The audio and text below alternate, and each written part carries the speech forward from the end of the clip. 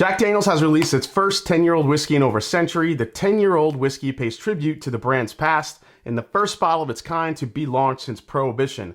With a retail price of $70, folks are paying up to $250 to get their hands on this one. Let's test its true value right here on the Mash and Drum.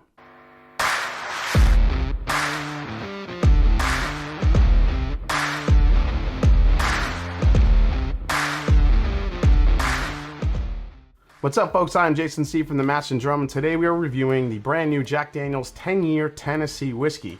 Jack Daniel's began in 1866, and this is only the second time we have seen a 10-year age statement within that history. Master distiller Chris Fletcher said this product has been handcrafted by our distillery team in Lynchburg over the last 10 summers, all while keeping up with the growing demand for Jack Daniel's Tennessee whiskey around the world. So why release an age-stated 10-year-old whiskey now after all these years? Well, I was lucky enough to chat with Master Distiller Chris Fletcher and Assistant Distiller Lexi Phillips not too long ago. I'll leave a link for you to check it out. They said that 5 years ago they added 2 new additional stills and 14 fermenters. Doing that gave them the capacity to release a 10-year. This is also why we've seen Jack release the Barrel Proof Rye, some fun releases from the Tennessee Tasters lineup like these. This is the Jamaican Allspice finish. This is the Twin Blend, which is basically a combination of, it's a blend of bourbon and rye, a rye for those of you that like to say that word. This is the original Barrel Proof Rye barrel, and they also had an Angel Share. Plus, remember the Heritage barrel release last year, which was a 100 proof whiskey that was aged in a heavy toasted barrel, which was absolutely delicious. So all this stuff has really put Tennessee whiskey and Jack Daniel's in a more innovative light. Yeah, once you kind of put all that stuff together, you realize how much of their whiskey is enjoyed all around the world, and you need to be able to keep up with that supply and demand of the old number 7 while still being able to be innovative, which has been a big focus at Jack Daniel's, as we see. So the 10-year bottle borrows design elements used on the original age-stated bottle, which is pretty cool. This is bottled at 97 proof, a proof point that's a first for the distillery. The oak barrels containing the 10-year-old whiskey were relocated throughout the Jack Daniel's barrel house over the past decade in order to extend the aging process longer than your traditional bottle of old number 7. The mash bill is 80% corn, 12% malted barley, and 8% rye. That white dog that comes right off the still is then filtered through 10 feet of solid sugar maple charcoal before barreling, otherwise known as the Lincoln County process. It retails for $70 and is available now in limited quantities. So this sample was provided by Jack Daniel's to me for the full review since I haven't seen a bottle yet. Let's give it a try. I did try this for the first time with the interview with Chris and Lexi, but after a little bit of time and trying it some more, figured I'd give it a full review. Let's try it.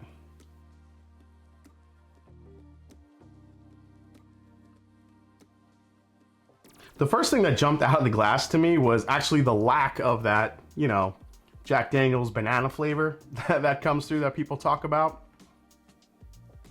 This gets way more into the line of dark fruit, almost kind of like a sherry influence. I feel like you get like a raisin, a little bit of chocolate. There's definitely some more oak presence here as well. A lot of cinnamon, there's some allspice there too. It's really not the Jack Daniel's that you're used to. You know, even when I compare this to the Jack Daniel's single barrel, you know, which is a lower proof than this, but even that was a little bit less refined and a little bit less depth of flavor than what you're getting here. There's more depth to it, there's more richness. I mean, at 97 proof, it's still coming off pretty easy on the nose. Maybe some sweet tobacco there. Nothing crazy though. But definitely some more red fruit flavors are coming through here. Some dark fruits are coming through here. Dried fruits that you would not associate with Jack Daniel's. All right, let's give it a try. Yeah, same thing on the palate. It's a little bit drier on the palate than I thought it would be. It definitely, you get the spice, you get the flavor. I love the little bit of tobacco note I'm getting. That's probably the shining star here that I'm picking up on the very back end. A little bit of sweet tobacco note. Man, I'm totally getting like Fig Newton cookie on the palate here. I mean, I don't eat Fig Newtons often. I mean, who does? Usually you go with a strawberry Newton or a apple Newton. I don't know, I guess Fig Newtons are around for a reason, but I'm getting like Fig Newton cookie all throughout this.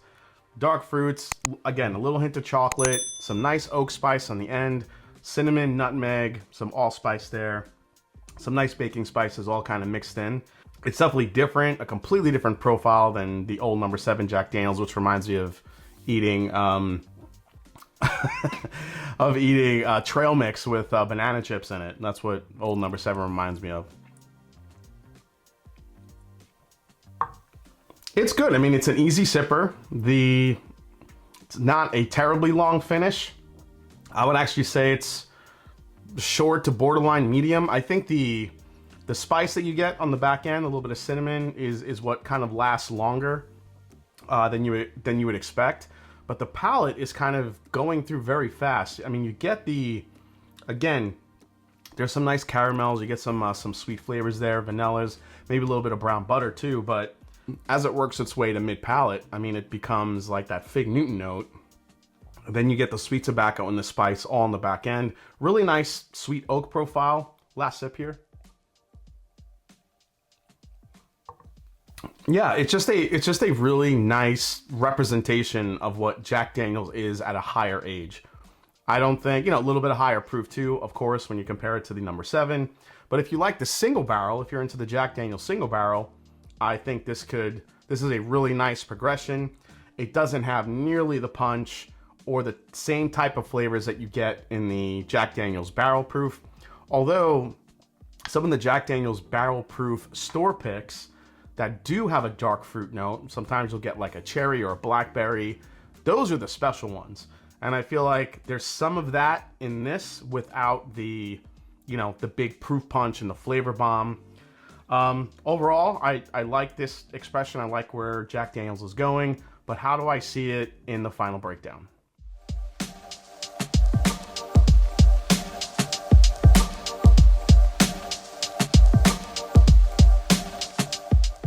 All right, final breakdown time for the Jack Daniels 10-year. Price, retail, $70. Secondary, I have seen this as high as $250 and people paying it to try to get their hands on this bottle. Availability, as we know, let's all say it together, limited. Everything's limited. The value for this at retail, I'm talking for $70 for a whiskey that we haven't seen since pre-prohibition. I'm gonna say it's even. I don't think it's a high value. I don't think it's a low value. I think $70 for a 10-year-old Jack Daniels expression is, especially in today's market, is right where it should be.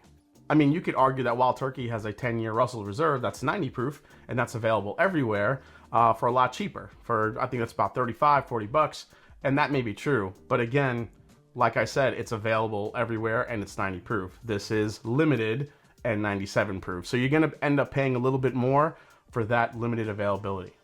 What's the most I pay for this? Now this is the big question. What are you gonna pay for this? What secondary? $250, $200. I think when it first hit the secondary, people were $300 or over. I think people see an age statement and they want to jump at it. 10 years old.